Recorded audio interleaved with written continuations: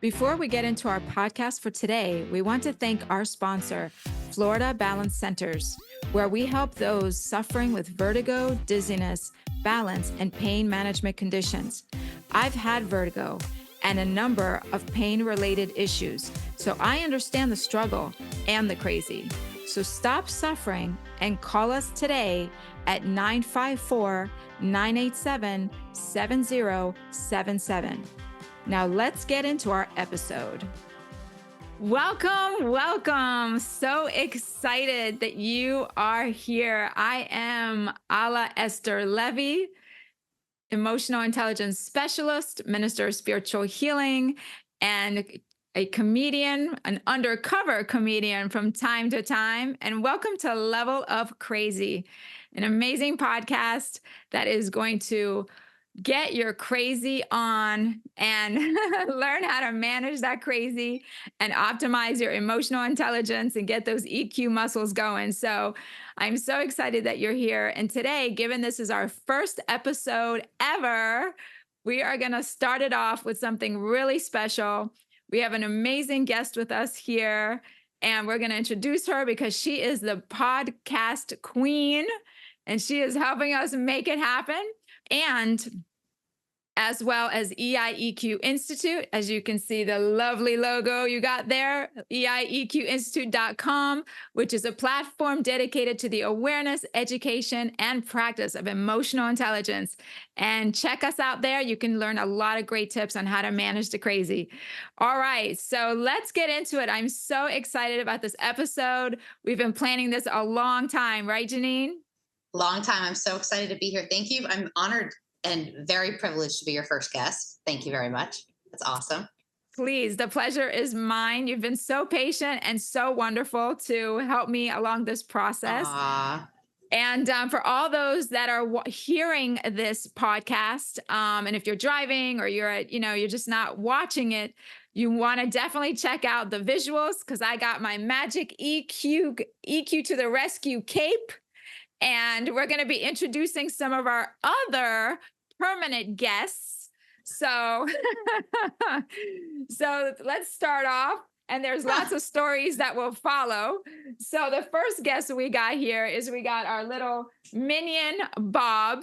So when some of us are stressed out, we say hello to minion Bob, and he helps us through it. And also we got Louie, my dead cat. Yes, I have a dead cat remains on my desk. And that should tell you how the crazy begins. Okay.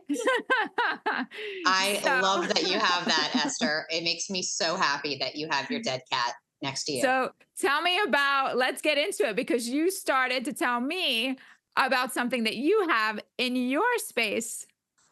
Go for it. So it's so funny you ask that. So when my father's last wish was that when he passed on, he wanted his ashes to be overlooking Lake Worth Beach. That's where he was raised. That's where he loved to spend his time.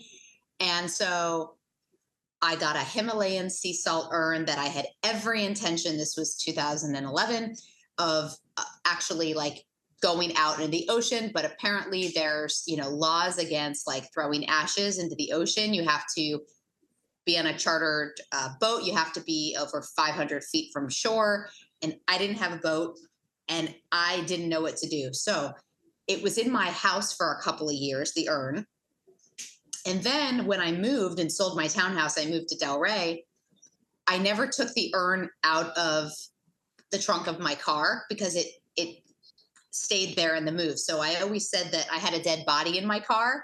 When people would ask me, what's the craziest thing you've done? And I'm like, oh my God, I have dead people in my car. And they're like, what are you talking about? And so for years, and I would always tell people that he was my parking angel because I always get front row parking wherever I go. People want to go with me because they're like, Janine's always going to get a good spot. And I attribute that to my dead father's remains, which I've now moved into my bedroom. So now the remains are in the bedroom. So I do have remains. So given that I am an undercover comedian, I can ask this. Is that weird having your father in your bedroom? Uh, Kind of bizarre. Yes, kind of bizarre. Okay. Kind of bizarre. My husband thinks I'm going to hell because my father's wishes you know, were not honored by throwing the ashes into the beach. So every time he looks at them, he's like, "Your dad would be rolling in his grave. What are you doing? Put the ashes away." I even tried to put them in the lake behind me, some body of water, and I just couldn't do it because there were alligators in there and I felt awful. I don't know what I'm doing with these dead remains, but Well, yeah, that's where I'm well, at. maybe at some point, we can talk about that and we can figure that out. That's definitely a level of crazy that we have to revisit. So we will definitely get to that. Okay, good. So now that we've identified the level of crazy that we both have, all right. And now this I label proactive crazy, and we'll get into what all that means in a minute. But I attribute what we just discussed about me and my dead cat and you and your dead dad, that I consider as proactive crazy because it is a way that we can manage our mashugana, okay, That's which is a Yiddish word, which means crazy, okay, but in a good way, okay? So let's get into how we both got started um, in Respective our careers. Yeah. respective careers. Exactly. So let's toss a coin and we'll figure out who's going to ask who first. So let's pretend I have a. Let's see here. I have a. I have a nice little eraser here. So you Okay. call it. Ready? Heads. All right. It's tails. So I guess I go first. Okay. So I'm All going to right. ask, I get to ask you. No, I get to ask you. Oh, okay. Okay. All right. So tell us how you got started in the podcasting world. Oh, many moons ago. No, it was it was actually my senior superlative in high school. In my high school yearbook was most likely to have her own talk show, and that was written in my yearbook. And lo and behold, 20 years later, I always knew I wanted to be in some kind of entertainment. I didn't know where that was, but I knew that I wanted to talk. I wanted to be able to have a platform that I could express myself verbally. And I started a radio show back in 2020. And then it was right smack in the middle of COVID. COVID happened. It was very strange, but it flourished because no one had anything else to do but listen. So people were stuck in their house. We did video as well. So people were able to watch us. We were entertaining. We were off the wall. And that's where the love really started. And then I moved on from that. I started my own podcast, Skulls and Stilettos. And I interviewed a lot of mixed martial artists, especially a lot of the different fighting organizations in South Florida knew me. I would show up to the fights and interview fighters when they were sweaty and bloody and ask them totally off the wall questions that threw them for a loop. And it just kind of prospered from there. No one really knew how to help my husband and I at first because podcasting wasn't as big a few years back on the east coast of the US. It was really big, like in LA, things like that. So I thought, people don't know how to help me because they don't really know a lot about this. So I always thought I eventually want to own a studio so I can help people through this process because it can be challenging, it can be difficult. And I didn't want I didn't want anyone else to go through what I went through. And so I started my company a year and a half ago. And I'm at Delray Beach, and I love it. I manage about 30 shows, all different, in studio, remote, and on location. And I do consulting. I do a variety of things. I do sponsorship decks and things like that. Uh, Anything to make someone's life easy so they can just come in and record and leave. I do all the hard stuff. Nice, nice. Okay. And what would you say to someone who's just starting out, in podcasting? Like, there's so many platforms out there. There's YouTube, there's now, obviously podcasting, and there's a big question about which way should I go? Which one's right for me? And I know I did a lot of investigation. I went on YouTube, I did a lot of research. So what would you say to someone who's starting out and just trying to figure it out?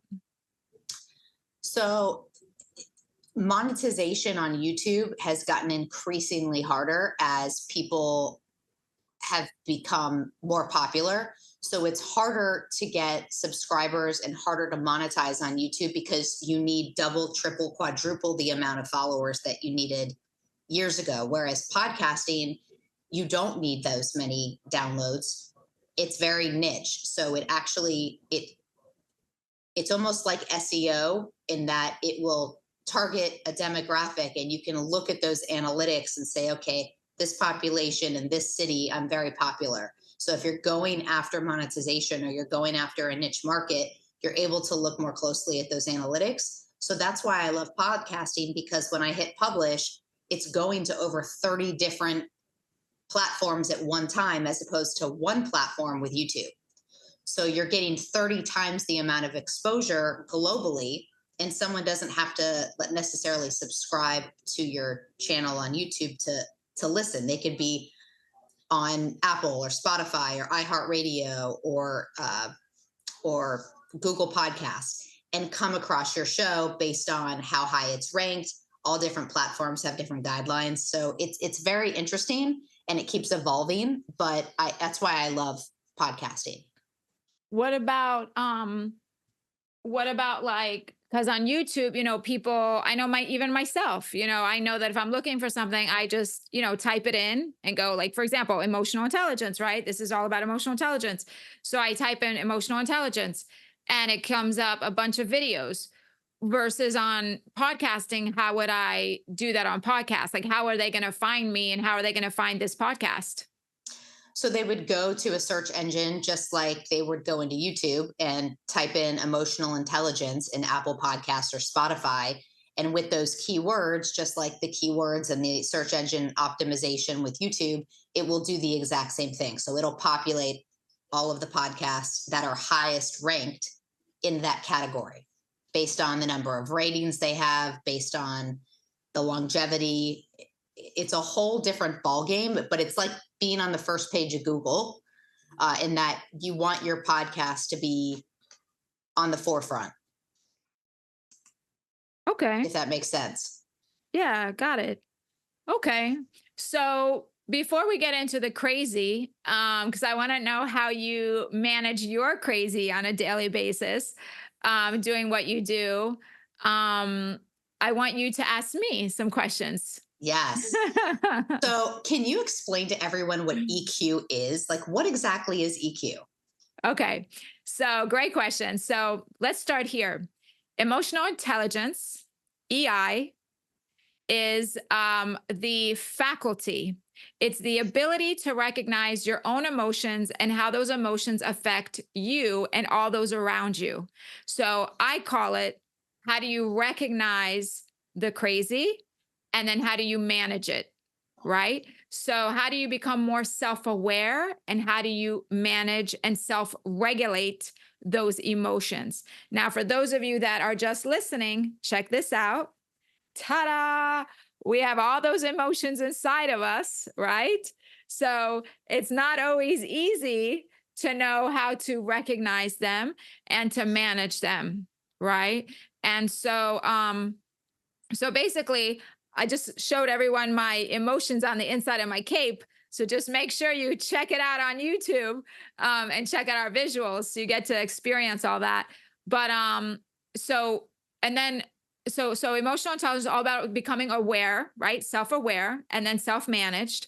And then EQ stands for emotional quotient, which is the Mm. percentage of this faculty. So, meaning there's a lot of, you can take assessments. My website has an assessment that you can take, and it gives you a range of, and there are standard tests. Mine is for fun, it's a simple test that I created. It still gives you a very good idea of where you are because the more self aware you are, the more you're going to rank higher, right? The less self-aware you are, you're going to score lower. Now, the good news about this is that we all have different strengths. So some of us are more self-aware. That's like a gift. Like I'm very self-aware, very intuitive, very aware. But my challenges are being self-managed. And that is actually why I started all this crazy stuff, is because I really have a lot of reactiveness, like a lot of us, right? Some of us have the bandwidth to yank our chain, as I call it. We can yank the chain very quickly, and we can stop that reaction very quickly. We don't say the wrong things. We do all the right things. We stay calm. We can, like, if our partner triggers us and pisses us off, some of us can walk away and smile and just be very graceful. I don't have that ability. Okay. I do not. I am working on it. I am working on it. Okay. I respond. It's like what can I tell you? I am like a tiger when being, I'm fine. I'm docile. I don't bother nobody. I'm, by my little tree. I'm good. But the minute I get poked, I, I just get jarred. Is it jarred? Is that how you say it? I get, Yep, yep. um, and my nerves just, and I get triggered. And then I just, sometimes I can shake it off. Depends on my bandwidth, that day. So, and that's what my book is all about. It's all about how do you recognize and then manage this level of crazy. And that's what this podcast is about, is how do we learn how to manage this crazy. Now, there's two kinds of crazy, all right? So the first crazy is the reactive crazy. It's anything that disrupts our internal peace. So anytime when we're reactive, depressed, sad, yelling, screaming, angry, frustrated,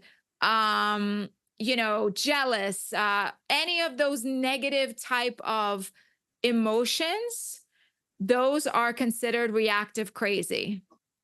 Now, they're not always bad, because we need reactive crazy. We need it. We need it in order to be proactive. So in Kabbalah, I don't know if you're familiar with the wisdom of Kabbalah, right? In Kabbalah, we learn that we have to be reactive to be proactive, because we're humans. That's just how it is. And as we get into the podcast series, we will learn about spirituality, as I call it, functional spirituality. We will learn all kinds of different tools. Optimizing our health makes a huge difference.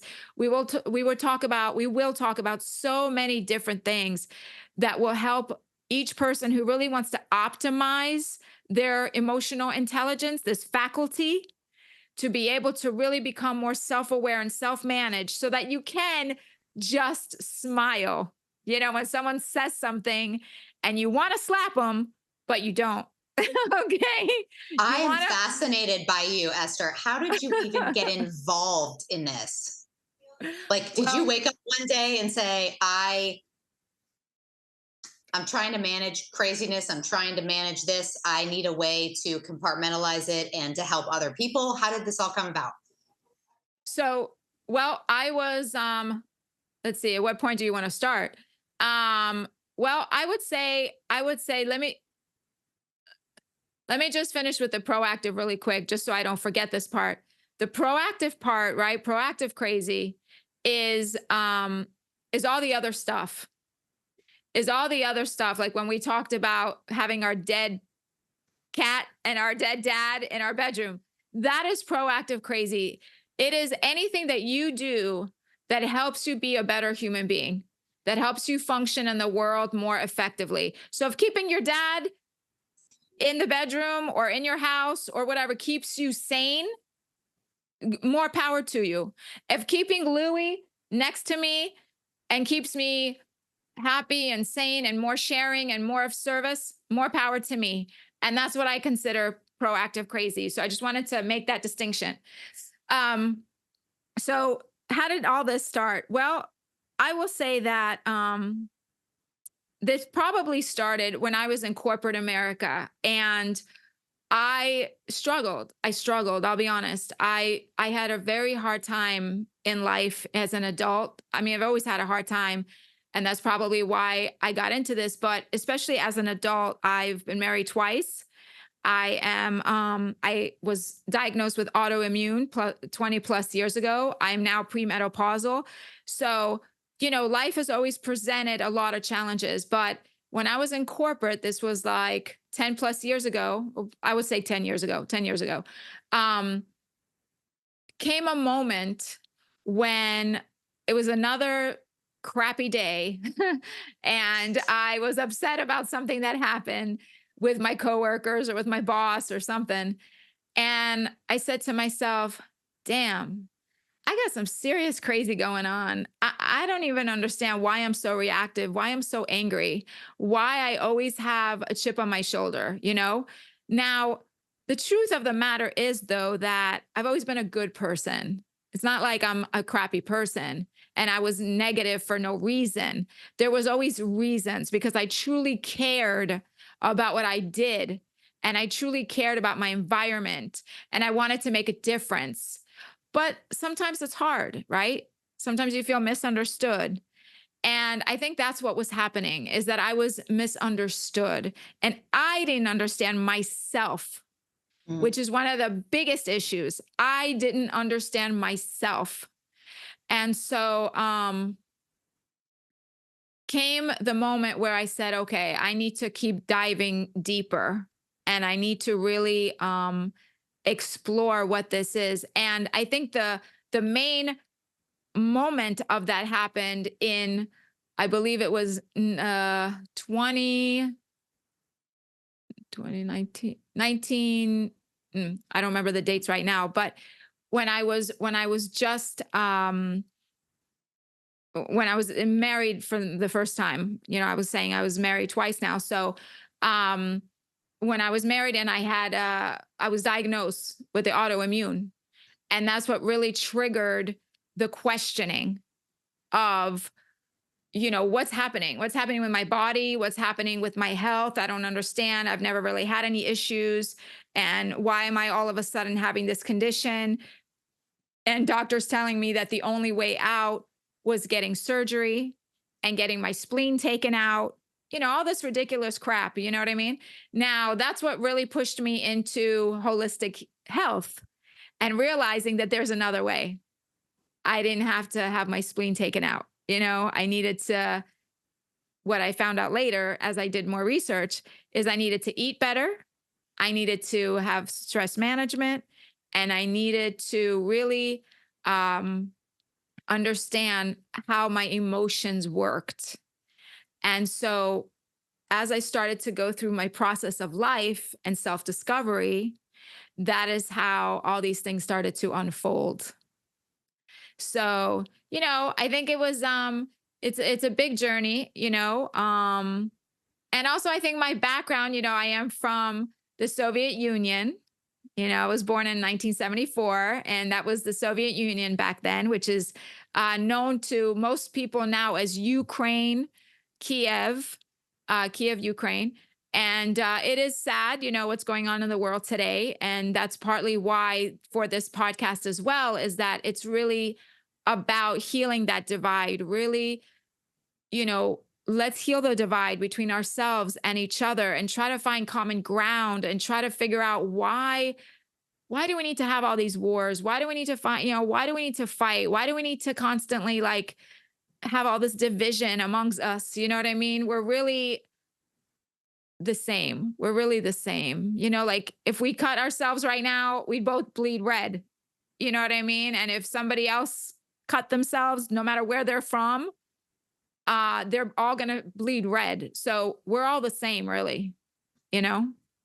So with that self-discovery and with you realizing there needed to, it sounds like that you needed a change. You knew you needed to change, you needed to shift. You got really into self-discovery and self-awareness. How did that now develop into this amazing career that you've developed and a book and there's so many great things that you're doing. So I think what happened was, not I think what had happened was, What had happened was. what had happened was that, I was still in corporate and after my second divorce, which took me to my knees, I'll be honest with you. The first divorce was tough, but the second divorce really took me to my knees.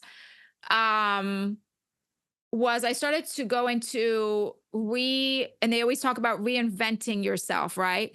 So I had a vision that there was more going on for me, and that these divorces was just a stepping stone. And, I'll talk more about this later in other podcasts when we talk about functional spirituality and intuition and all these things. But I kept seeing these visions of more, kind of like what you had in your Hmm. field, that you saw that you would be entertaining, you would be in the show business, entertainment, things like that. I saw that too. And I saw communication, and I saw um something bigger, And so wasn't sure what it was, but I also knew I was a healer. I also saw that I had some sort of energy and ability to, or desire to really serve and help others. And so one day, I started going to every workshop known to man at that point. And after the divorce, and I was like, okay, I need to reinvent myself. I feel like this coaching thing. And back then, that was when coaching just started. It was like a Ah, huge thing, life coaching and all these things.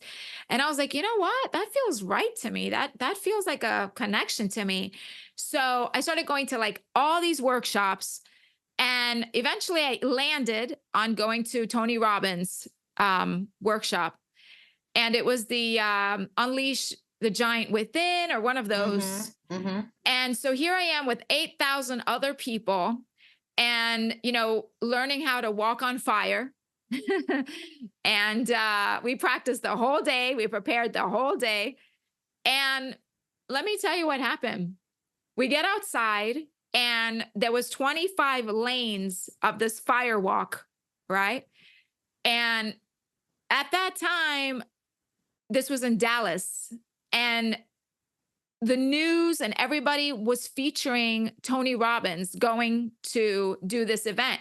There was so much media, so much going on outside.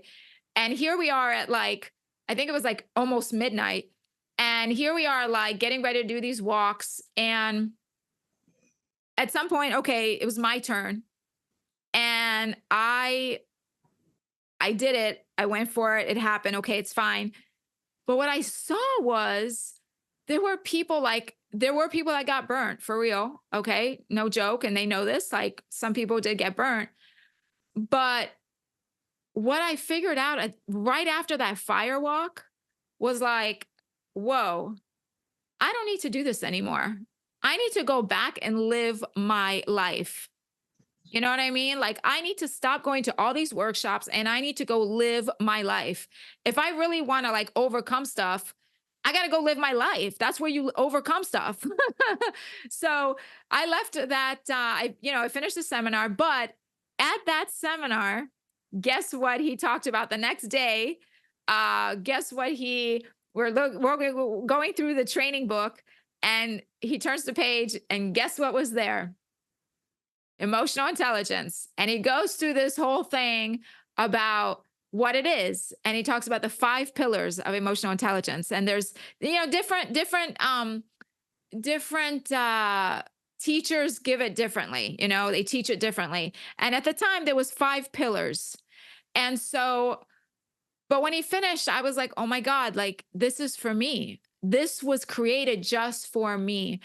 And I felt so empowered and inspired, and like as if God just sat on my lap and said to me, Esther, this is for you, honey. This is what you need to be doing. And so when I got back to the office, I went bonkers. I went bonkers. I told my boss, we got to implement this ASAP. We got to be giving this to the training department. We got to do these trainings. We got to, I was going crazy.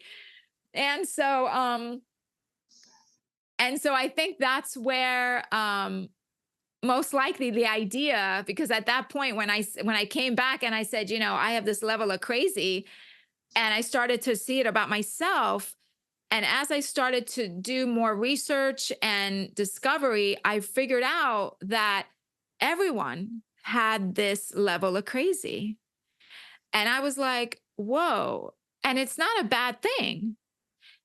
And how I discovered it was that these two parts of us is that you have this proactive crazy, which is you could be crazy good about something, crazy excited about something, crazy creative, crazy imaginative, crazy dancer, crazy everything positive, right?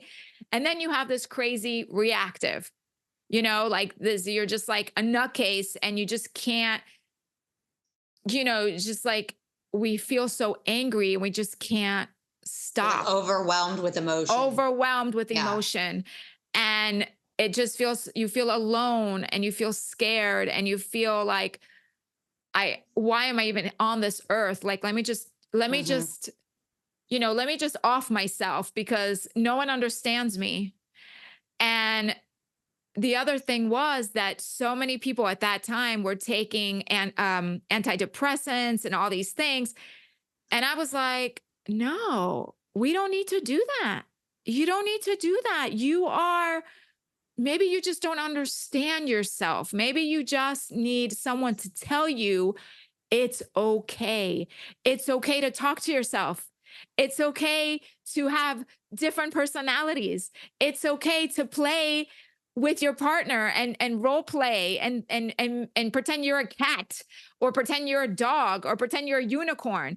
What's not okay is, I hate to say this, but what's going on right now with this identity politics that can be very confusing to people, and that they think that they need to turn themselves into a cat physically, or change biology somehow.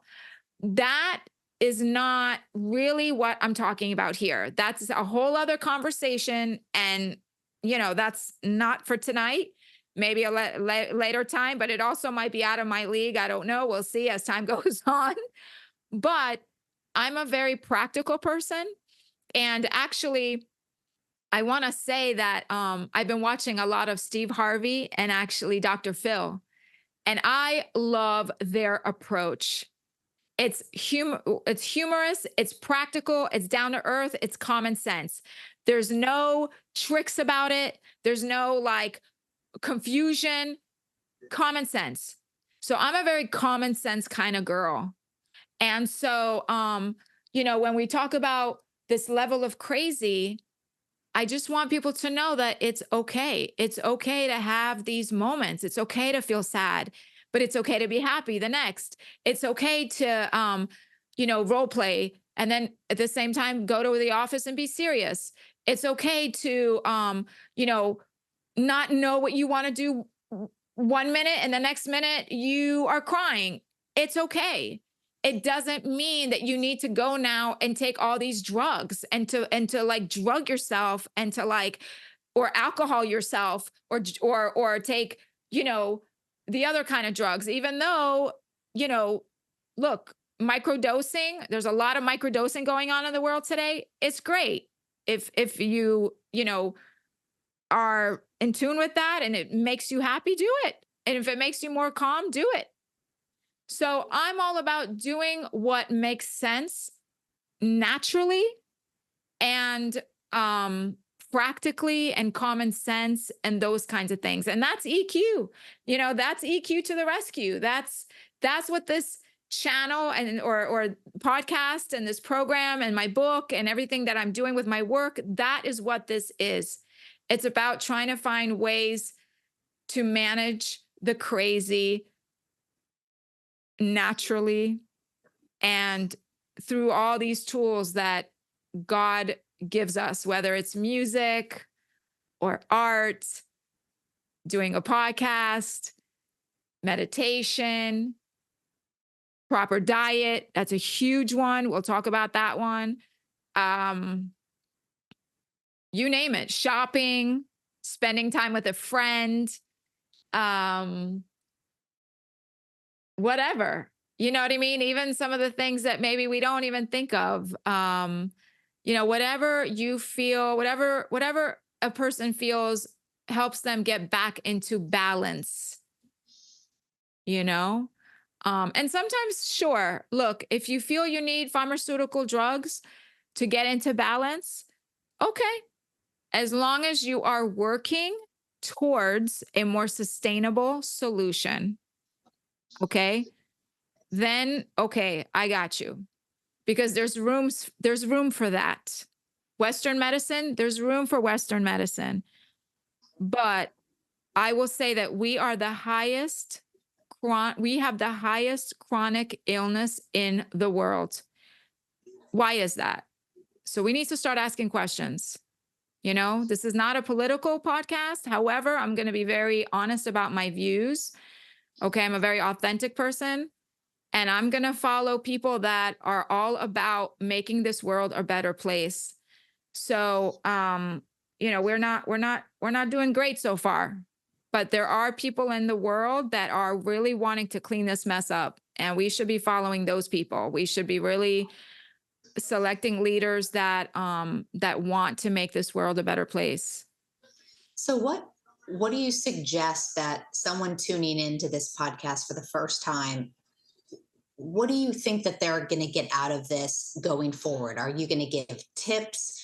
Are you going to go through, and what can someone expect? Because now I'm so intrigued as your podcast producer and as a listener and listening to what you have to say. I'm so intrigued of like, how do I manage this? What tips do I have? What tools can I have? What do I do?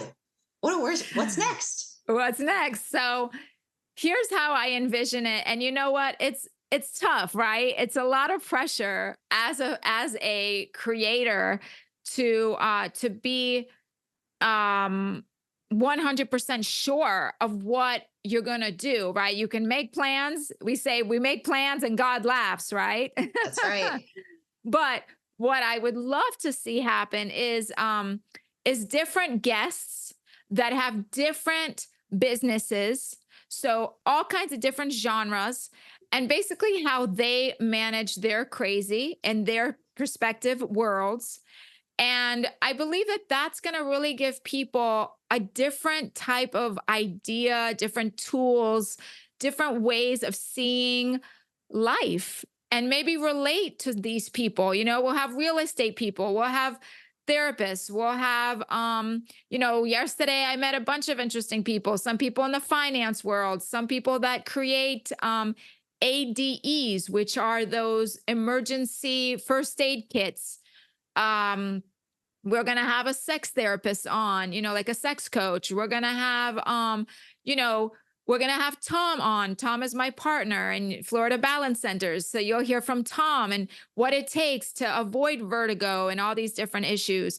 So, and we'll see what's next, right? We'll start with that and we'll see where this takes us. And I think it's going to be an amazing journey, both for the viewers or listeners and for me, because I know for me, this is definitely going to be a growing experience on so many levels. So my level of crazy has definitely been tested up to this point. And I'm hoping that it only gets better from here. And and then also the website. The website is an amazing resource. I created the website as a resource, a free resource for people to go and to get tools.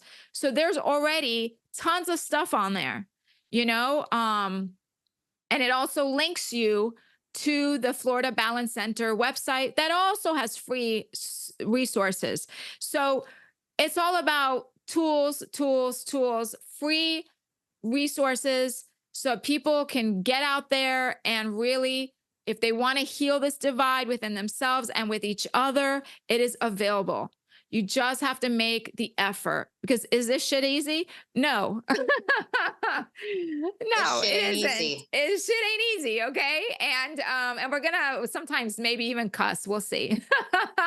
if I forget not to, I might end up cussing. Plus, I'm an undercover comedian, so I think I'm allowed to do that. That's right. That's right. So, so Janine, what about you? How do you manage your level of crazy in your world? It's funny because people always ask me what podcasts I listen to in my spare time, and I say the 30 that I manage on a weekly basis.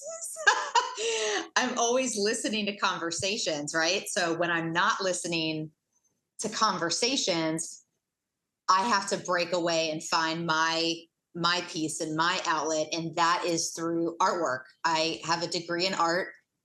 I love painting. I love photography. I love the creative side. I like doing logos for people. Anything to do with art is my outlet that I could literally get lost in for hours, and it just takes me to a fun spot in my brain. It gives me a sense of accomplishment if I create something and a client loves it, and I hit the mark with what their vision was. So for me, it's taking my paintbrushes out and just painting, whether it's a sip and paint and I go to a class, and I have it drawn out for me and I'm just painting by number, or just creating something from scratch. It just makes me happy. I love my dogs. My dogs are the loves of my life. They're my kids. So for me, and my cat, who is on the counter right now eating food, I love him. So my animals are my whole world, and they make me so fulfilled and so whole. And I have a sense of purpose when I walk in the door.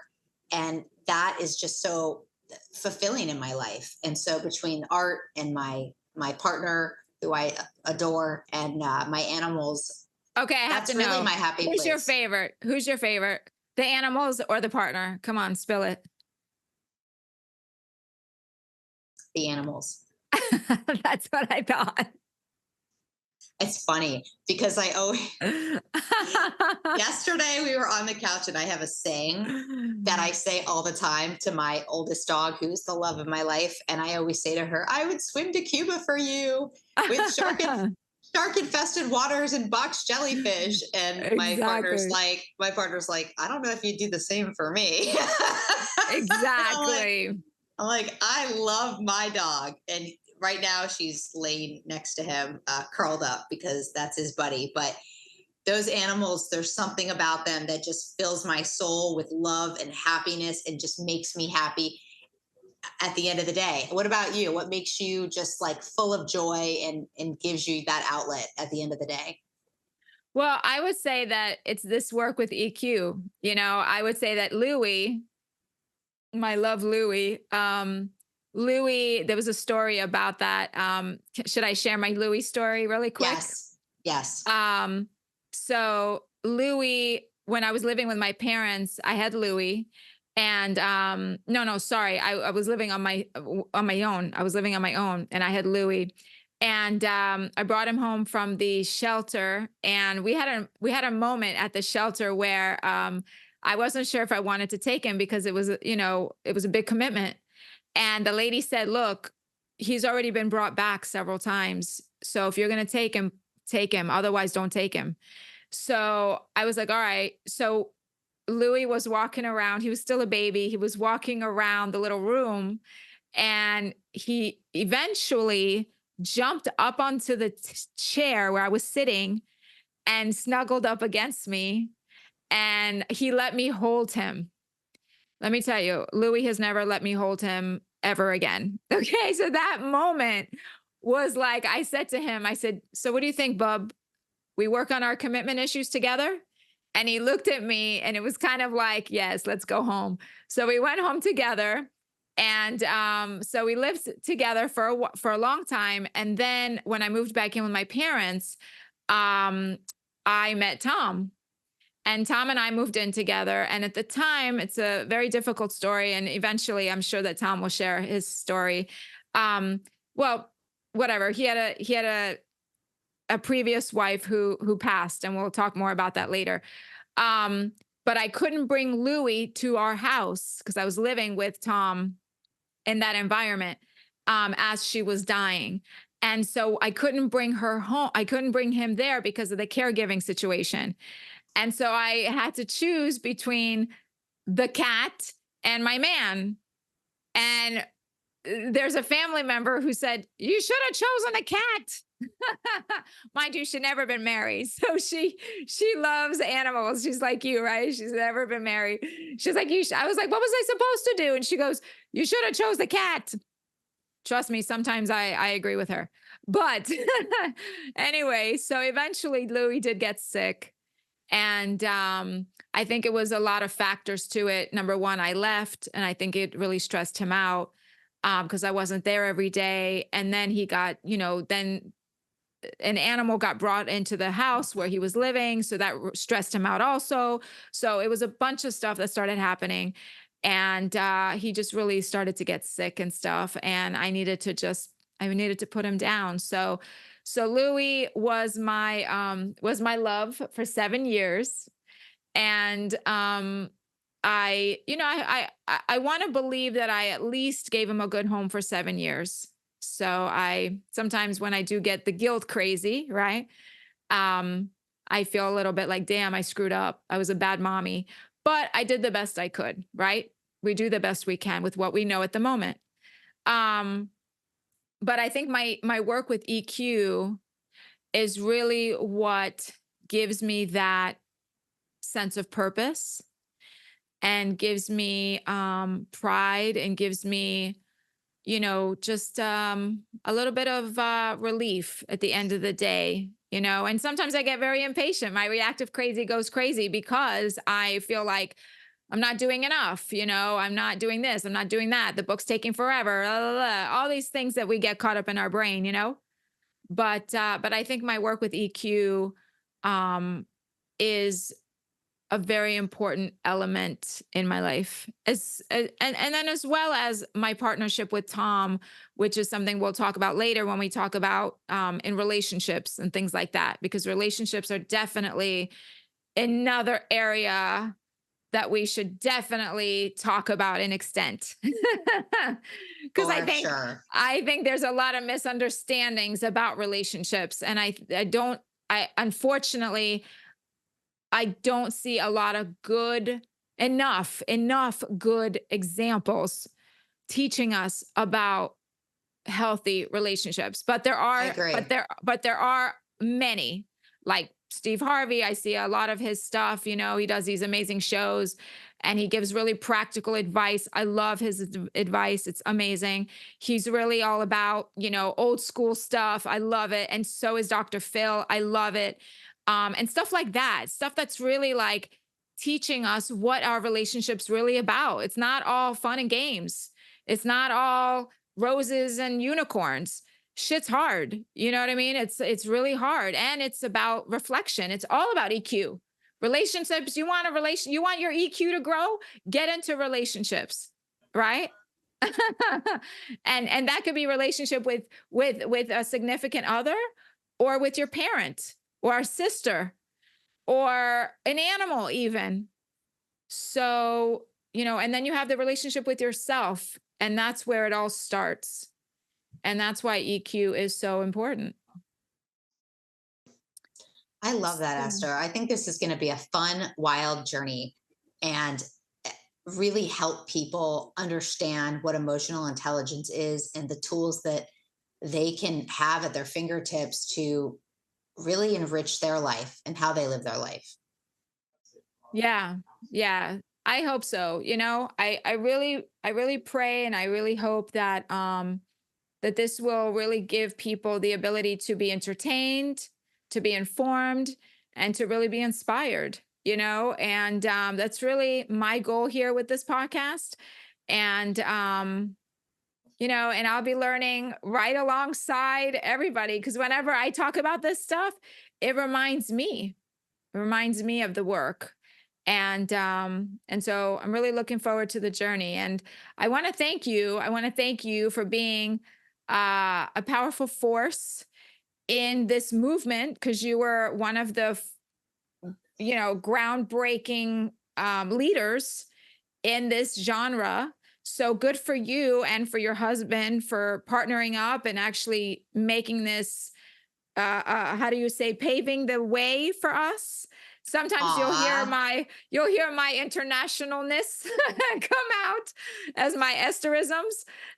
So paving Now I can't say it. I don't know. Maybe. You know what I mean? I know what you mean. Creating the road for us. And so I really want to appreciate you, and I want to thank you for all your patience and love and time and your continuous support and commitment to everything you're doing for me and for all your other clients, because it's hard work for all of us. I'm just starting, but I can see it's a lot of work, and I'm sure that people that are experts at this, it doesn't get easier. And it evolves and changes, and that's another piece of advice I can give as your first episode is your first episode and your 10th episode are going to have a completely different vibe, and you're going to evolve as a podcaster with every single episode. And that's the beauty of what I get to see is where you are, and then a year from now, where's Esther? How has the show evolved? What kind of guests has she had? What is her focus? How is this transform? And that's the beauty of this. It's Yeah, it's fun. exciting. It's exciting, and it's a little scary, but as I'm doing it today, I'm excited. I think when I'm not doing this, my fears, that's my level of crazy. My fears really get the hold of me, and my mind just goes bonkers. So I think I just need to continue to stay focused on these just keep interviewing. That's right. Just keep Keep it moving and interviewing, keep it moving. keep it moving. And I want to tell your audience, please listen to Level of Crazy on Apple Podcasts, Spotify, or wherever you find your podcast. She will be everywhere. Esther, you have a YouTube channel that will be in the show notes. All of Esther's contact info, her website, her email, all of her social media handles will be in the show notes with direct links so your audience can find you, they can reach out to you. And I just had to plug that in there as your producer. No pressure. Don't feel any pressure, Esther. It's okay. So awesome. So this has been such an amazing first episode. I'm so excited. I feel like we're getting to know each other more and more every day. And if you ever want to go do the painting, I love that. I'd love to go Ooh, with good. you. Yay. Painting is And so fun. so yeah, any last thoughts do you think we should leave with the viewers? I think it's okay to be crazy. And I love being crazy. And I love my crazy. And I look at my partner all the time and I'm like, I am effing crazy. And he's like, yeah, but I love your crazy. I get you're crazy. And I think that's the cool part about being human is you can find other people and you like their crazy too. Exactly. And you know what? That's what I wanted to actually finish with is that, you know, when we all understand that we all have this level of crazy, we can be more compassionate to other people because they're crazy and are crazy. It makes two crazy, right? And if we can understand that, then we can be more compassionate instead of judgmental or Hmm. reactive or whatever it is. We'll realize that we all have this way about us. And it doesn't, it doesn't mean that you can be nasty. It doesn't give you license to be nasty. It just gives you the license to understand that everybody is doing their best. And that's it. And just to be patient and loving and kind and do your best because honestly, it's not always easy to be patient and kind, right? So true. So true. Thank you so much for having me on, Esther. This was a wonderful first episode, and I cannot wait for 2, 3, 4, 10, 20, and beyond. Nice. So thank you so much, Janine. Thank you for doing this with me. I'm super excited. And there's a quote that I have invented I've used for many, many years now. And eventually I hope that my audience and community says it with me. So I'm gonna say it, and then eventually everybody will get to know it. So it goes like this. When you know and understand yourself, the world will know and understand you too. And remember what's the best that can happen. Ooh. And now we get to go and get crazy. So thank you so much, everyone. And we'll see you on the next episode of Level of Crazy. Have a good one. Thanks for tuning in to Level of Crazy. Remember, we all have a unique brand of crazy, but it's how we navigate it that defines us. If you enjoyed today's episode, hit that follow button to catch future episodes. And don't forget to share the craziness with your friends and family. You can listen to us on Apple Podcast, Spotify, or on any of your favorite platforms and watch the full video on our YouTube channel. Your 5-star review means the world to us and help us reach more listeners. So if you liked what you heard, drop us a review. Till next time, when you know and understand yourself, the world will know and understand you too. And remember, what's the best that can happen? So stay crazy.